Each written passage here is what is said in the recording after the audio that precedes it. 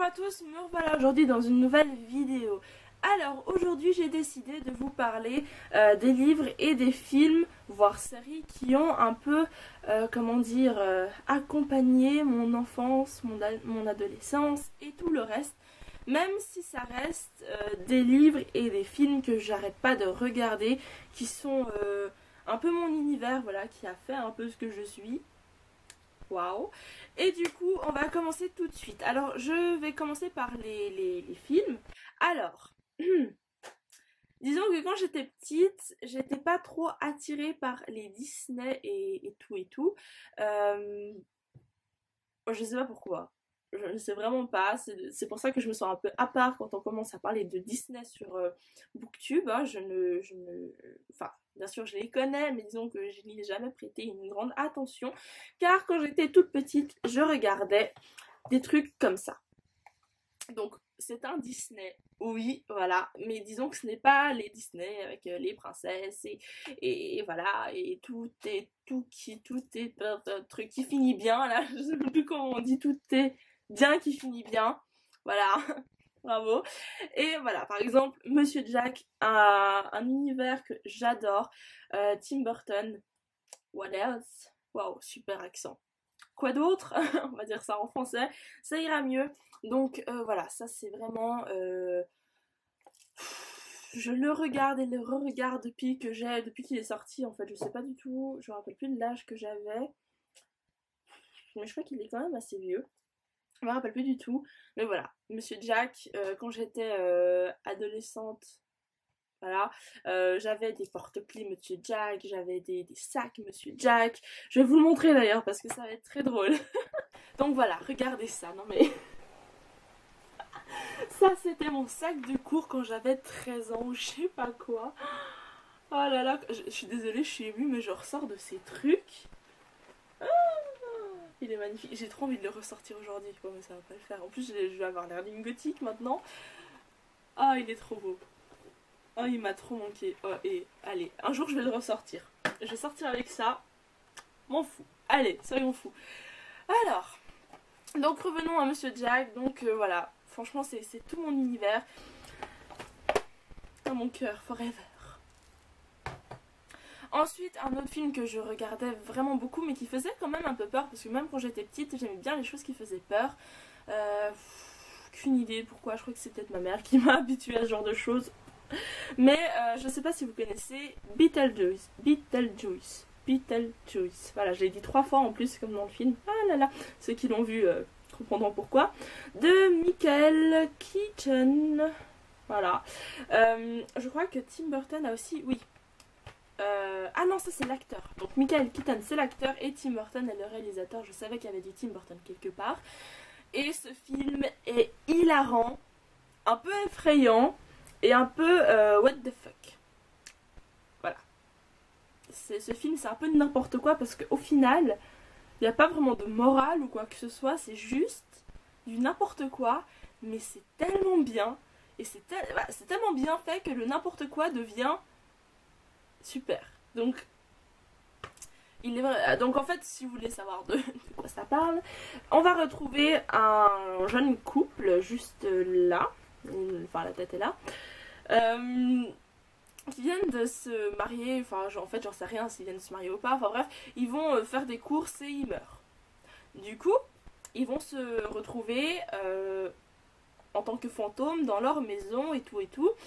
Simplement qu'une famille va emménager dans cette maison, c'est une famille qu'ils n'aiment pas du tout et du coup ils vont essayer de leur faire peur, vu que ce sont des fantômes, ils peuvent faire des trucs incroyables avec leur corps et tout, et ils essayent de faire fuir cette famille de la maison, sauf que ils ont une fille qui est plutôt macabre, gothique, glauque ou j'en sais rien, et elle n'a pas peur d'eux, du coup ils vont se lier d'amitié et tout, mais il y a un aspect hyper comique.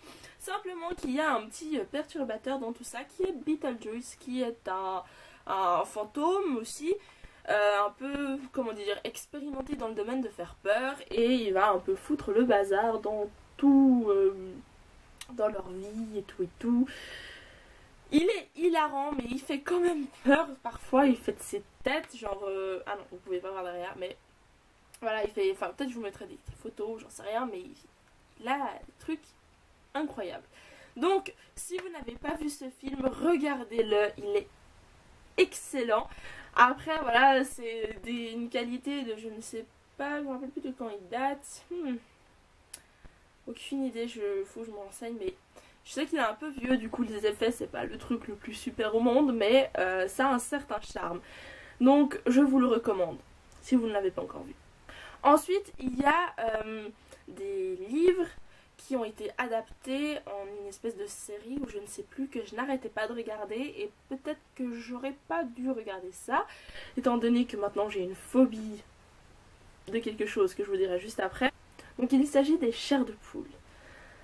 Ah, les chairs de poule, alors là je peux vous dire que j'en lisais quand j'allais à la bibliothèque pour prendre des livres, j'allais tout de suite au rayon des chairs de poule, j'arrêtais pas de lire que ça, alors qu'à côté il y avait les sagas de danse, ou le truc avec le cheval là, au grand galop, Hearts, je sais plus trop quoi, enfin bref, un truc avec des chevaux, de la danse, des trucs pour vraiment des jeunes filles, mais non, moi j'allais au truc chair de poule. Et je regardais aussi l'espèce de série qu'ils ont fait. Et voilà, il y a eu juste un petit problème. Maintenant, je suis traumatisée par les marionnettes. Je ne peux plus voir les marionnettes. Non, je veux pas. C'est horrible. Ouais, bon, je sais pas. Là, j'ai vraiment été traumatisée parce que aucune idée, parce que pourtant il y avait des choses beaucoup plus flippantes que les marionnettes, mais c'est ça qui m'a marqué. Mais voilà, donc c'est une saga qui a un peu bercé mon enfance. Super saga pour bercer, hein, faire dormir, non. Mais voilà, c'est quelque chose que j'aimais beaucoup. Et d'ailleurs, peut-être que je les relirai une fois. Ça peut être intéressant. Je vais réfléchir à tout ça. Un dernier film que j'ai adoré étant plus jeune et que je n'arrête pas de regarder encore et encore, c'est Édouard aux mains d'argent, toujours par Tim Burton. Tim Burton est l'un de mes réalisateurs préférés. J'adore ce qu'il fait, que ce soit du côté film ou animation ou autre. J'ai toujours été fan. Et donc, Édouard aux mains d'argent, film splendide, avec Johnny Depp. Quoi de plus? Mais quoi de plus? Donc on va suivre la vie d'un jeune homme qui a des ciseaux à la place des mains. Et il va entre guillemets se faire adopter par une famille, sauf que tout le monde se demande un peu qui il est, mais au final il va plutôt bien s'intégrer, sauf qu'après il va y avoir un problème, et puis voilà. Mais ce film est excellent, car il dégage quelque chose de magique à la fois, mais de... Ah, je sais pas, c'est regarder derrière, voilà, par exemple le château où il habitait, et voilà, non mais c'est vraiment un film magique dans tous les sens du terme, féerique aussi un petit peu, mais triste, je pleure toujours à la fin. Regardez-le et vous saurez pourquoi. Je vous le conseille, c'est un film de Tim Burton plutôt connu, donc vous ne devez pas passer à côté de ce film. Ensuite, passons aux livres. Alors là, je vais pas trop vous présenter de livres, car quand j'étais petite, à part les chairs de poule, je lisais pas grand chose. Et du coup, je vais vous montrer je sais pas comment ça s'appelle, c'est des... Ah, je ne sais pas. C'est pas des livres, genre une histoire, c'est plutôt un espèce de document. Je ne sais pas. Mais quoi qu'il en soit, regardez, c'est ça. La petite encyclopédie du merveilleux par Édouard Brazé. Si vous ne connaissez pas Édouard Brazé, c'est un auteur qui réunit plutôt des textes anciens et qui répertorie un peu toutes les créatures du fantastique. Et il a fait ça avec plusieurs catégories, le bien, le mal, les légendes et plein d'autres choses. Et ça, c'est vraiment la première œuvre que j'ai eue de lui. Et c'est vraiment quelque chose de magnifique, le travail qu'il a fait. Je vais vous montrer, par exemple, on a un chapitre ici sur les loups. Il y a toujours comment ça s'appelle, des illustrations.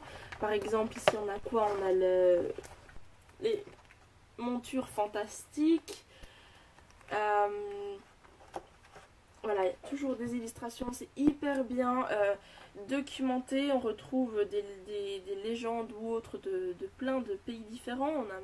On retrouve plein de choses en Suisse, hein, plein de créatures fantastiques qui existent. Et il parle même de Lovecraft, là je viens de voir. Mais voilà, c'est vraiment un super objet livre qui peut coûter cher, je veux bien. Mais il vaut vraiment la peine. On peut tirer plein d'histoires de ses œuvres. On peut trouver beaucoup d'inspiration si on veut écrire ou faire un film ou j'en sais rien. Mais il y a vraiment plein de choses. C'est un livre très complet et magique. Du coup, quand j'étais petite, je lisais que ça. Je faisais des espèces d'enquêtes. Je cherchais le fantastique partout autour de moi. Et ce livre, c'était un peu, comment dire... ma Bible, voilà, c'était ma Bible quand j'étais petite, c'était ça. Et du coup, je vais vous montrer d'autres livres de lui. Par exemple, ici, on a un traité de sorcellerie qui répertorie un peu tout ce qu'il y a sur les sorcières, sur le procès de Salem.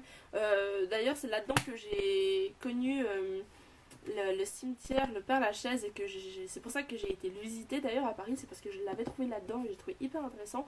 Il y a plein d'anecdotes à l'intérieur sur ce qui se passe un peu dans ce cimetière. Ce n'est jamais inventé, c'est toujours des faits, comment dire, c'est réel, oui, c'est des anecdotes, c'est des trucs pas sûrs, enfin, on sait pas trop si c'est vrai ou pas, mais il n'y a rien qui sort de son imagination en tout cas. Ici par exemple on a le peuple des ombres, non, les peuples de l'ombre, pardon, toujours par Édouard Brazet, qui écrit de temps en temps avec sa femme, par exemple ici Stéphanie Brazet. Là c'est plus tout ce qui est créatures de la nuit, par exemple regardez, on a toujours des superbes illustrations, voilà. On a encore l'encyclopédie légendaire, donc trésors, artefacts et armes magiques. Voilà, tout ce qui est légende, on retrouve des légendes plutôt connues. Là, il y a par exemple sur les vampires, comment se débarrasser d'un vampire, patati patata. Vraiment magique. Et un dernier qui est grimoire, sortilège et envoûtement. De nouveau, ça parle de sorcières sur les envoûtements qu'elles soi-disant utilisaient. Par exemple, ici, on a le pacte, le diable, et tout et tout. Ouh, du sport avec... Aïe, oh, je suis fait mal. Voilà, le vaudou. Donc, c'est vraiment des livres super. Et on apprend plein de choses, on peut s'inspirer. Tout est répertorié, il y a tout le... Comment ça s'appelle, j'ai de la peine à trouver mes mots aujourd'hui. Toutes les sources qu'il a utilisées à la fin. C'est souvent des vieux documents qui datent de 1800, 1700, voire 1600. Voilà, c'était vraiment ce que je lisais tout le temps quand j'étais petite. J'étais à fond là-dedans. Et voilà, du coup, c'est ce qui a un peu... créer mon univers, fait ce que je suis, et voilà. Donc c'est tout pour cette vidéo. Peut-être que je ferai une deuxième version avec d'autres choses, ou si je retrouve d'autres livres ou autres. N'hésitez pas à me dire en commentaire quels étaient vos livres qui ont bercé votre enfance ou votre adolescence ou je ne sais quoi. N'hésitez pas aussi à vous abonner à la chaîne, à liker la vidéo, et je vous dis à très bientôt. Bye! Hey, c'est encore moi, je viens juste te dire que si tu as aimé cette vidéo, n'hésite pas à aller voir les autres et à t'abonner à la chaîne. A bientôt, bye!